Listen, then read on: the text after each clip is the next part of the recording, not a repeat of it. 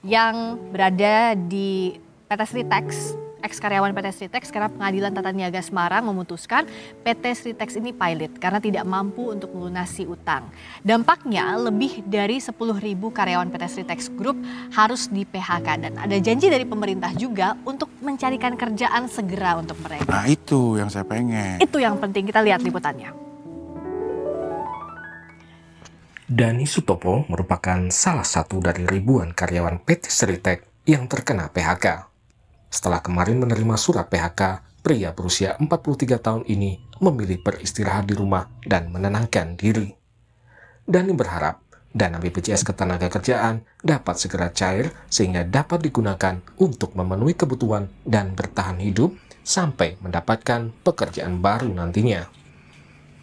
Terenyuh mas, udah sekian lama bekerja, terus ini udah masuk bulan puasa, awal puasa, mau tahun baru, mau lebaran, malah dapat kabar seperti ini, otomatis ya sedih mas. Ya sementara kita berharap untuk klaim BPJS itu mudah-mudahan cepat cair, terus sama yang belum diberikan itu semoga cepat diberikan haknya untuk menyambung hidup sampai nanti dapat pekerjaan lagi.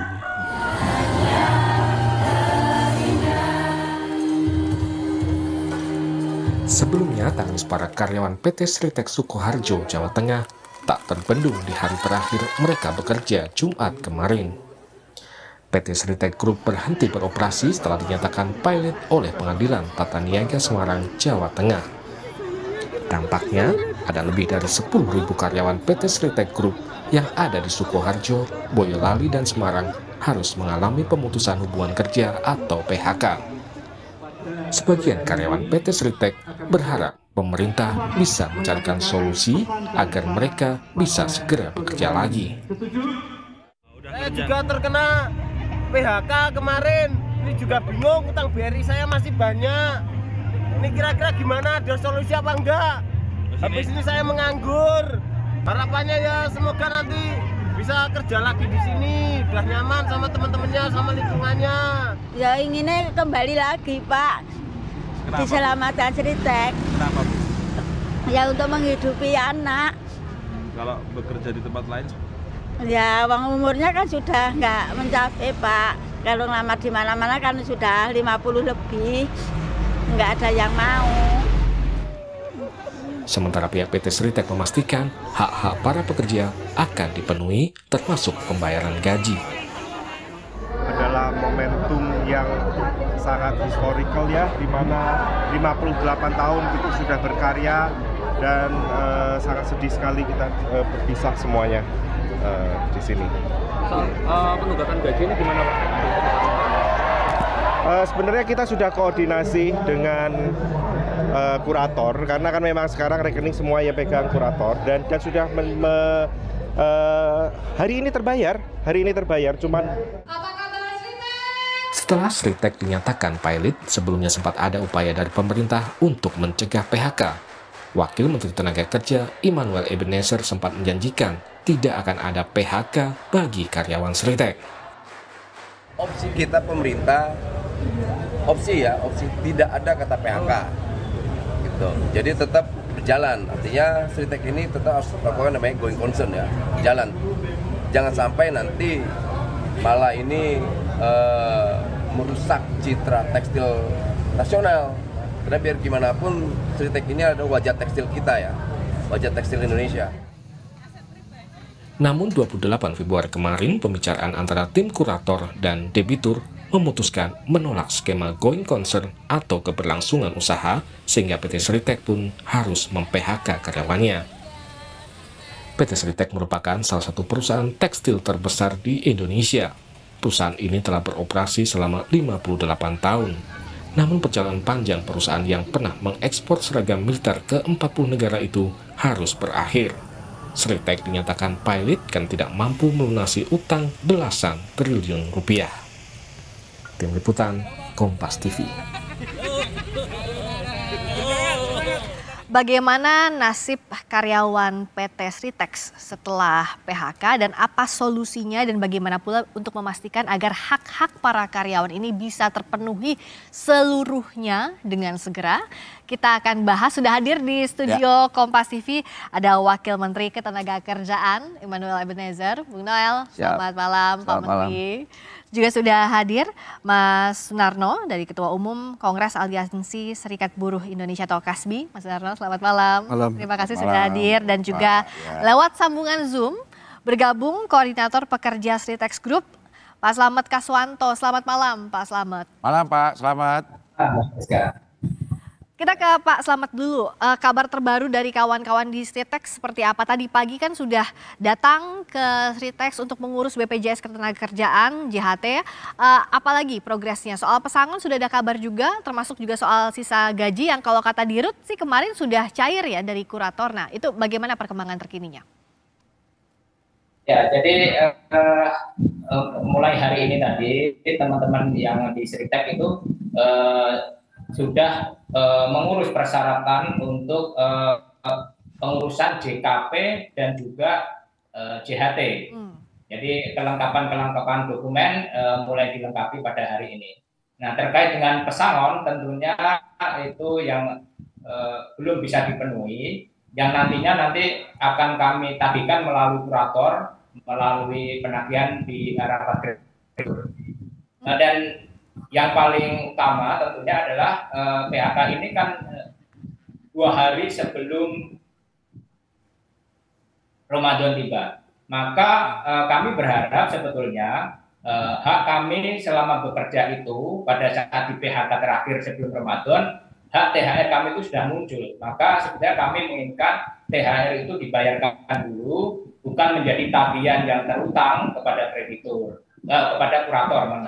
Jadi yang akan kami perjuangkan tentunya adalah pesangon, THR. Kalau gaji kemarin alot dan ini sudah mulai ada yang cair, tetapi beberapa mungkin ada yang belum karena perbedaan rekening, mungkin akan dimulai nanti di hari Senin pekan depan. Gitu. Oke, tapi baru itu ya, yang diharapkan adalah THR untuk pegangan hidup selama Ramadan dan Lebaran ini, begitu ya Pak Slamet ya? Ya, betul. Ya, ke Pak Wamen sekarang. Bung Noel, ini berita ini cukup mengejutkan, banyak pihak yang terkejut karena memang beberapa bulan terakhir ada rasa optimis bahwa tidak ada PHK dari berbagai perusahaan, tapi kita mendengarnya 2 hari sebelum diputuskan akan terakhir kerja gitu. Nah, itu gimana indikasi koordinasinya sebenarnya ada nggak sama pemerintah? Ya pertama-tama gini ya, kita turut prihatin ya terhadap kejadian PHK massal yang dilakukan oleh kurator. Ini kan sebuah perjuangan lama saya di Sritex untuk manajemen tidak melakukan PHK. Nah, ketika saya menyampaikan tidak ada PHK itu sebenarnya kesepakatan saya dengan manajemen. Saya bilang untuk kawan-kawan manajemen Sritex tidak melakukan tindakan PHK. Nah, disepakati oleh kawan-kawan manajemen untuk tidak melakukan PHK. Kemudian ada proses kepilitan ya yang dilakukan oleh kurator. Akhirnya itu dipilotkan. Akhirnya coba kita negosiasi lagi untuk bagaimana tetap karena kan concern saya di buruhnya ya, bagaimana menyelamatkan kawan-kawan para pekerja ini. Akhirnya kita nego lagi, saya minta coba dinegosiasikan lagi supaya tidak ada yang namanya PHK. Akhirnya sepakatlah negosiasinya tentang going concern, dia berjalan. Kata mereka meyakinkan kami masih mampu. Oke silakan going concern. Itu ini kalian kan, ini ya mereka lah ya, bukan di kita. Antara dia dan kurator. Nah sampai akhirnya terjadi PHK yang kemarin ini tanggal 28, lah itu membuat shock kita. Ih kok PHK? Nah sebenarnya kita kaget lagi. Waduh. Tapi kan ya kalau mau nangis saya nangis sebetulnya, nangis banget. Gimana muka kita gitu. Tapi kan kita tidak bisa larut dengan situasi yang sangat emosional seperti ini. Tapi kita harus punya tindakan ya, tindakan-tindakan yang rasional. Pertama kita melakukan misalnya kayak menjamin hak-hak buruh terkait misalnya pesangon. Kedua hak mereka untuk mendapatkan jaminan kehilangan pekerjaan JKP. Kedua kita juga harus menjamin mereka mendapatkan JHT, jaminan hari tua. Nah, hal-hal itu yang sudah kita upayakan. THR juga termasuk ya? Nah, THR menjadi bagian tuntutan yang dilakukan oleh kawan-kawan serikat pekerja di sana. Nah, kita tidak tutup mata soal itu. Ya. Negara tetap hadir. Nah, ini kan problem hukum yang terkadang publik tidak tahu. Ini problem hukum yang nggak mungkin kita masuk wilayah itu, gitu loh. Nah. Kurator ini kan sudah menjadi keputusan hukum. Ya. Keputusan hukum yang dimana kami nggak bisa masuk situ. Oke. Yang bisa kita lakukan adalah bagaimana kawan-kawan serikat pekerja dan serikat buruh ini mendapatkan hak-haknya, itu doang. Ya, nah bagaimana agar para buruh ini mendapatkan haknya, ini juga pasti jadi perhatian Mas Sunardo dan kawan-kawan. Kita akan bahas usai jeda, tetap di Sapa Indonesia Malam Akhir Pekan.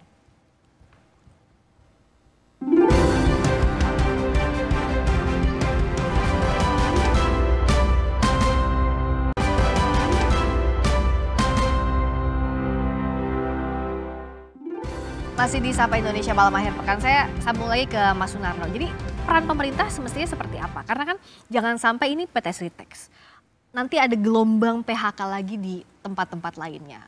Dari Kasbi bagaimana mendorong ini? Ya, makasih Mbak. Terkait dengan PHK, mungkin belakangan tuh mulai marak. Ini sebenarnya sudah pernah kita diskusikan juga dengan teman-teman serikat pekerja yang lain gitu. Tapi PHK sendiri sebenarnya itu ya biasa terjadi gitu di berbagai macam perusahaan, dan waktunya pun juga berbeda-beda gitu. Cuman mungkin di beberapa waktu terakhir ini khususnya di tekstil ya dan garment, dan mungkin di beberapa perusahaan elektronik dan juga perkebunan sawit ini terjadi PHK. Dan kebetulan mungkin waktunya ini bisa dibilang ya berdekatan ya. Dan apalagi di sektor padat karya kan Mas? Ya, termasuk padat karya. Nah di sini yang kami maksud adalah ada kebijakan dari pemerintah, terutama pasca Undang-Undang Cipta Kerja ini diberlakukan. Nah, terutama kan ada muncul PP 35 tahun 2021. Ya. Nah di poin ini yang sempat kami khawatirkan itu kan soal mudahnya perusahaan untuk melakukan PHK. Ya. Karena hak pesangonnya teman-teman buruh ini kan mulai dikurangi di aturan PP 35 ini. Ya. Makanya banyak perusahaan-perusahaan yang saat ini justru melakukan PHK. Termasuk dengan cara, nah ini tanda kutip nih, soal pilot ini kalau kami di Konfederasi Kasbi juga masih ada kejanggalan lah, kira-kira begitu.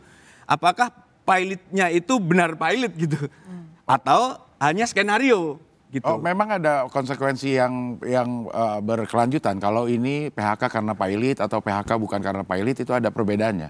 Ada perbedaannya. Kalau pilot, ya kalau di aturan Undang-Undang Cipta Kerja dan PP 35 tahun 2021, hak pesangonnya buruh itu hanya setengah PMTK.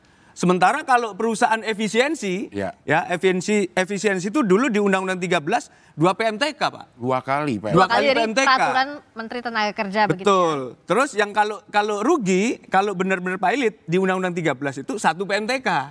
Nah di sini tuh poinnya ada pengurangan hak-hak pesangon kaum buruh. Ya. Nah ini yang kita khawatirkan sebenarnya waktu itu gitu loh. Ya. Dan sekarang ini terjadi. Oke. Nah kalau dari Sritex kan sekarang untuk mengejar haknya ini, apa jaminan yang disampaikan dari pihak manajemen, dari pihak direksi bahwa hak-hak dari ex karyawan ini akan terbayarkan semuanya seperti yang tadi dituntut, THR, pesangon, juga JHT, JKP. Ya. Pak Slamet. Ya, jadi Presiden Direktur itu sudah menyampaikan, karena kami ada komunikasi ya dengan Presiden Direktur itu, artinya seluruh hak-hak itu akan dikawal. Jadi pasca ter-PHK massal ini, karena di PHK oleh kurator, Presiden Direktur berkomitmen untuk mengawal sampai tuntas ini, hak-hak karyawan itu akan terpenuhi. Artinya nanti kami akan menyampaikan kepada kurator apa yang menjadi hak kami yang tentunya akan kami tagihkan gitu. Ya, ini yang terus dinantikan oleh karyawan ya, hak-haknya terpenuhi. Dan bicara soal apa solusinya, pemerintah terus berupaya memetakan berbagai peluang di Solo dan sekitarnya untuk para ex karyawan Sritex. Diharapkan ini bisa jadi salah satu solusi. Kita lihat yang jadi liputannya. Menteri Tenaga Kerja Yasirli menyebutkan bahwa berdasarkan data terakhir, kami mendapatkan ada peluang lowongan kerja 10.666 lowongan pekerjaan di wilayah Solo dan sekitarnya. Nah ini saya tanyakan langsung ya, kita tanyakan ke Pak Wamen. Peluang ini kan menjawab problem yang ada di Sritek. Itu makanya kita langsung mencari mitra-mitra industrial kita yang coba mencari tenaga kerja. Gitu. Makanya kita tidak terlalu larut dengan hal-hal yang sangat emosional ini. Makanya ya negara kan harus rasional, tidak bisa larut dengan situasi yang emosional ini. Makanya kita langsung perintah kepala dinas, tingkat kabupaten dan provinsi cari mitra industri kita mana-mana aja yang membutuhkan tenaga kerja. Nah akhirnya ketemulah 10.000 sekian. Ya. Nah tapi tetap kita ingatkan industrial itu untuk tidak membuat syarat-syarat yang memberatkan. Ya. Pertama soal umur, kedua soal ijazah, dan nggak kalah penting jangan sampai jatuh ke tangan-tangan calo tenaga kerja. Dan ini kita upayakan, gitu loh. Oke, artinya ini dari pemerintah hanya menginformasikan bahwa memang ada 10.000 lebih peluang kerja atau memfasilitasi. Ya, pertama menginfokan, juga memberitahu ke kawan-kawan Sritek ini ada peluang. Misalnya kawan-kawan pekerja Sritek ini atau buruh ini mau alih usaha, kita siapkan BLK yang gratis. Yang gratis ya, bukan bayar. Jadi kawan-kawan kalau masuk ke BLK Kementerian Tenaga Kerja, Balai Latihan Tenaga Kerja, ketika dipinta duit atau apa, laporkan ke kita. Kita akan melakukan tindakan-tindakan tuh. Gitu. Jadi pilihannya usaha atau tadi ke industri lain. Tapi itu akan diawasi. Artinya kan saat rekrutmen seperti tadi yang Pak Wamen bilang bahwa seringkali syaratnya diberatkan. Usia misalnya atau speknya tidak sesuai. Syaratnya gini, syaratnya pokoknya dia bisa bekerja dan punya kemampuan bekerja udah. Jadi jangan dibebankan soal umur dan lain-lainnya. Kalau ada kendala bisa laporin ke kita dong. Apalagi ya nantilah kita, pokoknya yang jelas kasus Sritek ini sebetulnya kan sudah sekian lama lah ya, problem ini sudah dari 2019 memang iklim industrial kita ini kan lagi tidak baik-baik saja sebetulnya. Dan bahkan saya sudah menyampaikan beberapa bulan yang lalu, kalau nggak salah bulan Desember, bahwa gelombang PHK ini sudah tidak bisa dihindarkan. Dan ini kan global sebetulnya, bukan di Indonesia aja. Tapi gitu kalau kita lihat dari data banyak karyawan Sritek yang sudah puluhan tahun bekerja, artinya memang usianya pun sudah dipastikan jelang pensiun ya. Betul. Nah itu gimana untuk? Nah kalau yang jelang pensiun kan ada yang namanya jaringan akhir tua JHT, ya bisa misalnya dari hasil pesangon atau apapun bisa mereka buat usaha. Misalnya pengen usaha kue, ya kita masukin ke BLK spesialisasi buat kue. Misalnya dia bisa jahit-jahit, kita taruh untuk menjahit-jahit gitu loh. Banyak. Di BLK kita kan kita siapkan hal-hal yang terkait butuh upskilling dan skilling lah. Reskilling. Termasuk kalau jaminan kehilangan pekerjaan ada 60% gaji selama 6 bulan itu bisa diawasi pelaksanaannya. Kita akan upayakan lah ya. Kita akan melakukan upaya-upaya semaksimal mungkin agar hak-hak pekerja ini benar-benar terlindungi gitu loh. Karena ini kan sudah bicara tentang undang-undang, bukan saya yang bicara ya. Bukan saya bicara, jadi jangan sampai nanti ini orang-orang yang nggak paham-paham ini dengan mudah langsung membuat stigma yang nggak baik ke pemerintah. Karena kita sedang melakukan upaya-upaya semaksimal mungkin. Sebetulnya PHK ini kan udah berapa bulan yang lalu. Kita aja berani nekat nih, saya nih nekat atas nama negara nggak boleh ada PHK. Gitu. Kemudian itu udah masuk wilayah hukum, kurator melakukan tindakan hukum yang akhirnya dipelitkan, ya bukan domain kami, domain kurator, sampaikan ke kurator dong. Dan kawan-kawan nih kayak Serikat Pekerja Mas Slamet paham itu, makanya tidak tuntutnya ke kita. Kenapa nih orang-orang yang lain yang nggak ngerti persoalan kok nuntutnya ke kementerian? Ini Serikat Pekerja aja paham sekali, paham dan sangat paham sekali. Oke, tadi kan ada info lowongan kerja ya? Betul, Pak Slamet. Apakah di mantan karyawan Sritek ada konsolidasi kah atau koordinasi mengenai peluang kerja untuk menggantikan pekerjaan yang telah hilang ini, Pak Slamet? Ya, jadi sejak diputus pilot, tentunya kan itu sudah masuk di ranah hukum, tadi disampaikan Bang Lel. Nah, dari pemerintah itu sebenarnya sudah cukup respon untuk menyediakan lapangan pekerjaan begitu. Cuma dari kami karyawan Sritek itu kan bersepakat bahwa opsi going concern itu yang harus kita perjuangkan dulu di awal ini. Karena kami sudah menjadi sebuah keluarga besar di Sritek itu. Bagaimana seorang karyawan dan ownernya itu begitu dekat sekali, dan itu merupakan suatu bentuk rumah besar bagi kami para buruh di Sritek itu. Jadi kami awal itu berjuang pasca pilot itu adalah bagaimana opsi going concern itu diambil di dalam putusan kepilotan ini. Tetapi toh akhirnya kurator menjatuhkan PHK, maka kami hormati keputusan itu, dan teman-teman kami sudah kami himbau, kami sampaikan ada peluang-peluang pekerjaan yang bisa dimaksimalkan tentang adanya tadi BLK, terus ada pekerjaan-pekerjaan yang di sekitar Solo dan Sukoharjo itu yang bisa untuk kita masuki untuk sebagai tenaga kerja yang baru. Cuma apakah itu nanti sesuai dengan skill kita saat berada di Sritek selama ini? Harapan besar adalah bagaimana Sritek ini kembali jalan, Bang Abdel. Sritek ini kembali jalan pasca pilot ini, entah dengan siapa yang akan menjalankan itu, tentunya kita akan kembali lagi bekerja di PT itu. Karena mesin produksi, hasil produksi itu sudah sangat luar biasa kalau Sritek ini. Dia teknologinya sudah canggih dan hasil produksinya sangat mendunia. Kan sayang sekali kalau pabrik ini harus dimatikan, dilelang dengan dijual besi rosokan gitu ya. Ya, masih ada harapan sebenarnya di tengah sulitnya karena putusan hukumnya sudah keluar. Nah, tapi kalau dari Kasbi, untuk memaksimalkan sekarang kan yang harus dicari adalah penghidupan untuk 10.000 lebih karyawan Sritek. Nah, kalau dari Kasbi mendorongnya seperti apa agar pilihan misalnya untuk usaha atau pilihan untuk pekerjaan baru ini bisa dimaksimalkan oleh para mantan karyawan Sritek? Ya, kalau konsentrasi Kasbi ya, karena ini serikat buruh ya. Jadi sebenarnya adalah bagaimana cara mengadvokasi kawan-kawan. Kalau biasanya kami ini kan berupaya agar teman-teman buruh itu tidak ter-PHK, tidak terjadi PHK gitu. Karena serikat pekerja juga punya tanggung jawab untuk pencegahan PHK, sama juga dengan pemerintah ataupun dari pengusaha juga gitu. Tapi kalau situasinya tidak bisa terhindarkan, nah, artinya di sini kita akan bicara soal hak dari kawan-kawan buruh itu apa sih kalau di PHK? Berarti ya pesangon dan juga hak-hak yang lainnya. Nah, pasca dari PHK biasanya di serikat buruh itu akan mencarikan informasi biasanya tentang lowongan kerja buat teman-teman kita gitu. Kalau yang masih muda kan mungkin masih gampang ya mencari kerja di pabrik-pabrik lain gitu. Tapi kalau yang sudah usia di atas katakanlah 45 tahun mungkin agak sulit gitu. Tapi mungkin di beberapa perusahaan yang berkaitan dengan skill perusahaan skill ya dari teman-teman pekerja masih bisa jadi seperti itu. Ya. Dan saya sedikit nambahin, jadi kasus PHK ini bukan hanya di PT Sritek, Mbak Bang Adel. Saat ini. Oke. Saya mungkin sebutkan aja ya. Di Garut misalnya terakhir.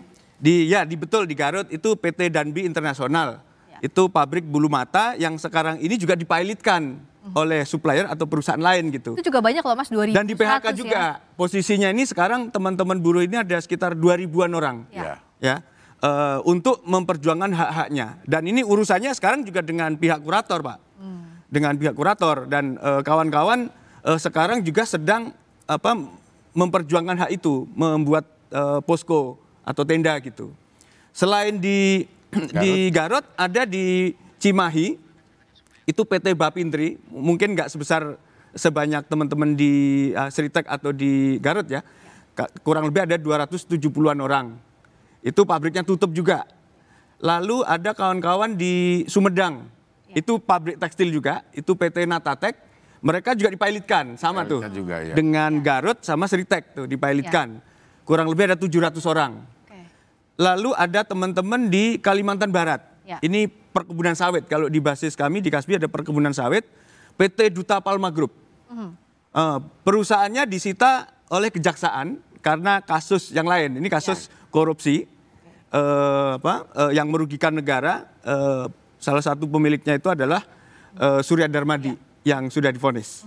Artinya ada banyak sekali tadi kasus. Ada banyak, termasuk teman-teman PT KFC yang di beberapa waktu terakhir juga sedang memperjuangkan supaya tidak terjadi PHK. Pak Wamen, artinya kan bebannya berat nih. Bagaimana untuk mengawal hak-hak kawan-kawan tadi yang di PHK dan jangan ada lagi gelombang PHK lainnya, agar jangan jadi beban juga untuk pertumbuhan ekonomi kita. Ya kita kan siapa sih yang berharap ada PHK?